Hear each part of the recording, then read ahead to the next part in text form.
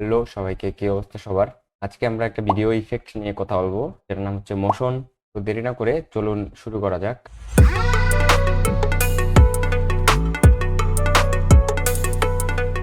দেখতেই পাচ্ছেন আমি দুটো ভিডিও ক্লিপ নিছি এবং দুটো ট্র্যাকে দুটো ভিডিওকে সিকোয়েন্সে কনভার্ট করছি। তো দেখেন এখানের মধ্যে একটা ভিডিওকে দেখতে পাচ্ছি শুধু আমরা প্রোগ্রাম উইন্ডোতে, আর একটা ভিডিওকে দেখতে পাচ্ছি না। এখন যদি এগুলোর যে কোনো একটাতে ক্লিক করি অ্যান্ড ইফেক্ট কন্ট্রোল অপশনটা চাই, যে এখানে ইফেক্ট কন্ট্রোল অপশনটা আছে, আপনাদের যদি ইফেক্ট কন্ট্রোল অপশনটা না থাকে তাহলে উইন্ডোতে গিয়ে ইফেক্ট কন্ট্রোল যে অপশনটা Shift 5 প্রেস করলে চলে আসবে, সেটাতে ক্লিক করলে ইফেক্ট কন্ট্রোল অপশনটা পেয়ে যাবেন। আমি যদি কোনো একটা ভিডিও ক্লিপ সিলেক্ট করি তাহলে ইফেক্ট কন্ট্রোলে ভিডিও ক্লিপের যে ভিডিও ইফেক্টগুলা সেগুলা দেখতে পাবো, এগুলা চেঞ্জ করতে পারবো। যদি ক্লিক করা না থাকে ভিডিও ক্লিপে তাহলে কিন্তু এটা চলে যাবে। এই সিকোয়েন্সটা আমরা ভিডিও ইফেক্ট চেঞ্জ করতে চাইবো, এই ইফেক্টটাকে অবশ্যই ক্লিক করে রাখতে হবে, দেন সবকিছু দেখতে পাবো। তো আমরা আজকে যেটা নিয়ে কথা বলবো সেটা হচ্ছে মোশন। তো মোশনের মধ্যে এই টপিকগুলা রয়েছে, পজিশন, স্কেল, রোটেশন, তিনটা নিয়ে আজকে কথা বলবো। সাথে অ্যাঙ্কর পয়েন্ট নিয়েও কথা বলবো আমরা। তো এখানে যে পজিশনটা আছে, এখানে দেখতে পাচ্ছেন 19201080, এটা হচ্ছে ভিডিওর রেজুলেশনটাও 19201080।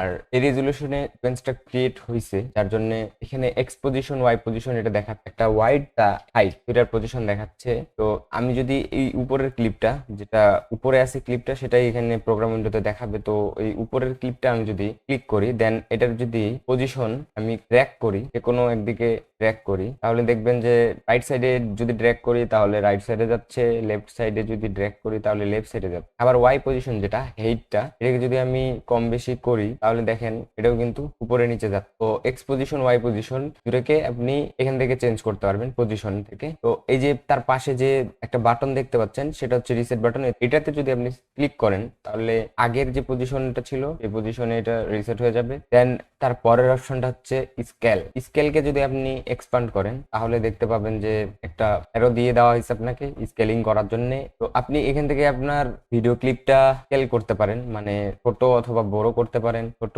করলে ছোট এন্ড বড় করলে বড় করা যাবে এখান থেকে। আপনি চাইলে এখানে কত পার্সেন্ট স্কেলিং করবেন সেটা লিখে দিতে পারেন, ডাবল ক্লিক করলে লিখতে পারবেন আপনি এখানে। দেন রিসেট অপশনে ক্লিক করলে রিসেট হয়ে যাবে।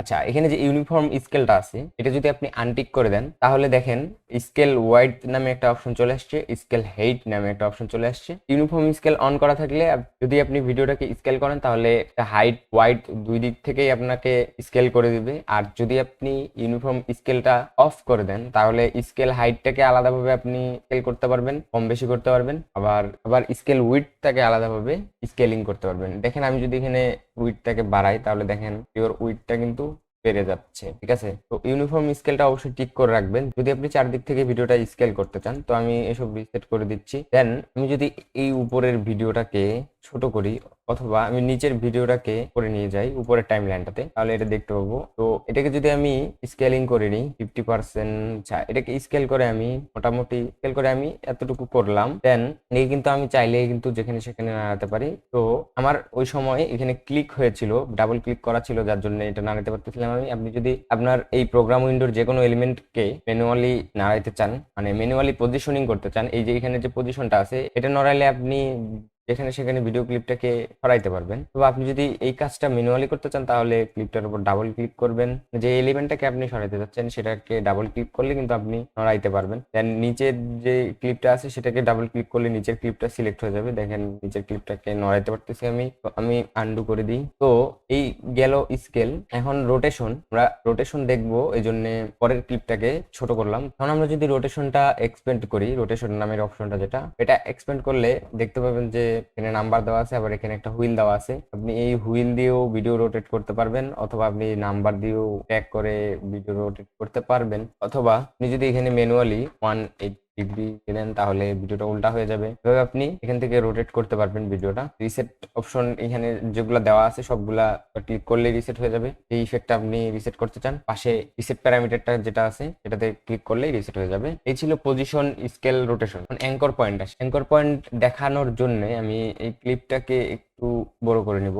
দেখেন ক্লিপটাকে বড় যে করলাম আমি, দেখেন এই ক্লিপটাতে চারদিকে একটা করে ডট দিয়ে, ঠিক আছে, এটার একটা ট্রান্সফর্মের অপশন দেওয়া আছে। আপনি চাইলে এগুলাকে ড্র্যাগ করে আপনার ভিডিওটা হোক অথবা ফটোসটা হোক অথবা যে কোনো টেক্সট হোক, এলিমেন্ট যে কোনো, এই এলিমেন্টটাকে কি করতে পারবেন, ছোট বড় করতে পারবেন। দেখেন আমি যদি এটা ড্র্যাগ করে ছোট করি তাহলে দেখেন চারদিক থেকে কিন্তু সমানভাবে মাঝখানের দিকে ছোট হইতেছে। তো আমি চাইতেছি যে আমার এই এলিমেন্টটা আমি এই কোণে সুন্দরভাবে সেট করলাম। সুন্দরভাবে সেট করার পর এখন আমি চাইতেছি যে আমি যদি এই কোণটা ধরে ড্র্যাগ করি তাহলে এই কোণের এলিমেন্ট গুলো কোথাও নড়বে না, শুধু এই দুই পাশের এলিমেন্ট গুলো সামনে চলে আসবে। তখন আমি কি করব, এই যে এখানে মাঝখানে যে পয়েন্টটা আছে গোল দিয়ে মাঝখানে একটা প্লাস, এটা হচ্ছে অ্যাঙ্কর পয়েন্ট। এই অ্যাঙ্কর পয়েন্টটাকে আপনি যদি এখানে মাউসটা নিয়ে যান তাহলে সরাইতে পারবেন। দেখেন অ্যাঙ্কর পয়েন্টটা সরতেছে। আবার নিচে দেখেন নাম্বারটা অ্যাঙ্কর পয়েন্টের এই পাশে ইফেক্ট কন্ট্রোলে যদি দেখেন তাহলে অ্যাঙ্কর পয়েন্টের নাম্বারটা কিন্তু দেখতে পাবেন যে নড়াচড়া করতেছে, আবার পজিশনটাও নড়াচড়া করতেছে, কারণ অ্যাঙ্কর পয়েন্ট নড়লে আপনার পজিশনও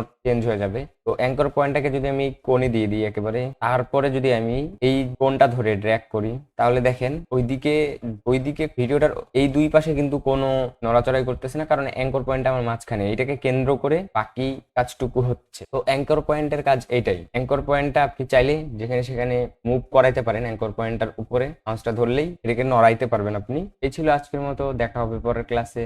ধন্যবাদ সবাই।